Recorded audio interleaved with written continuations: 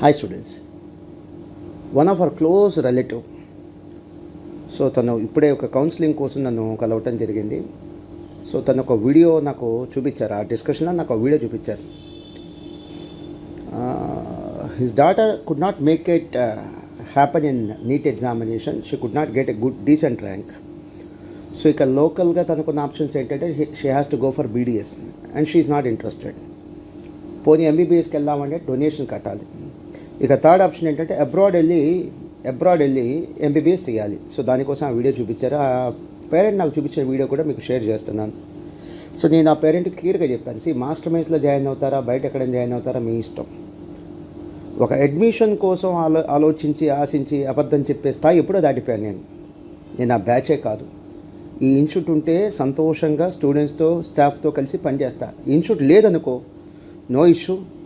నా దగ్గర ఇంకా చాలా మంచి థాట్స్ ఉన్నాయి, మంచి స్టార్టప్ ఐడియాస్ ఉన్నాయి. వాటితో మళ్ళీ నేను నా ప్రయత్నం మళ్ళీ స్టార్ట్ చేస్తాను. No issue. నేనైతే రెస్ట్ తీసుకునే బ్యాచ్ కాదు. సో ఒక అడ్మిషన్ కోసం నేను ఆ పేరెంట్కి చెప్పట్లా, ఒక అడ్మిషన్ కోసం మీకు చెప్పట్లా. నా కంక్లూజన్ ఏంటి, ఈ వీడియో చూడండి. ఇలా అబ్రాడ్ వెళ్ళి ఏ దేశానికి వెళ్తామో తెలియదు. వచ్చిన తర్వాత మీకు ఐడియా ఉందా, వన్స్ అబ్రాడ్లో ఎంబీబీఎస్ చేస్తే మళ్ళీ ఇండియాకి వచ్చి ప్రాక్టీస్ చేయడం కుదరదు. ఎగ్జిట్ ఎగ్జామ్ రాయాలి. ఎగ్జిట్ ఎగ్జామ్లో క్వాలిఫై అవుతుంది నాట్ ఈవెన్ 10 to 15%. సో అబ్రాడ్లో వెళ్ళి చదివి రిస్క్ తీసుకొని డబ్బు ఖర్చు పెట్టి, so cultural habits, climate, food అన్నిట్లో రిస్క్ తీసుకొని వెనక్కి వచ్చిన తర్వాత ఇక్కడ ఎగ్జిట్ ఎగ్జామ్ పాస్ అయిపోతే ఏంట్రా నీ క్వాలిఫికేషన్ అంటే ఏం చెప్పాలి తెలుసా, బైపీసీ అని చెప్పాలి. సో అందుకనే మా ఫ్యామిలీ రిలేటివ్ ఎవరైతే ఉన్నారో మా అంకుల్ అని పిలుస్తాను నేను ఆయనకి చెప్పింది, మీ అమ్మాయిని సీఏ జాయిన్ చేయి. అది కూడా తనకి ఇంట్రెస్ట్ ఉంటే ఎక్కడ బలవంతం చేయొద్దు. ఇది మెడిసిన్ కంటే ఈజీ, ఐఐటి కంటే ఈజీ, యూపీఎస్సీ అంటే సివిల్ సర్వెంట్ ఎగ్జామ్స్ కంటే ఈజీ. ఇది బీటెక్ కంటే, డిగ్రీ కోర్సెస్ కంటే కష్టం. తనకు ఆ కెపాసిటీ ఉందంటే జాయిన్ చేయి.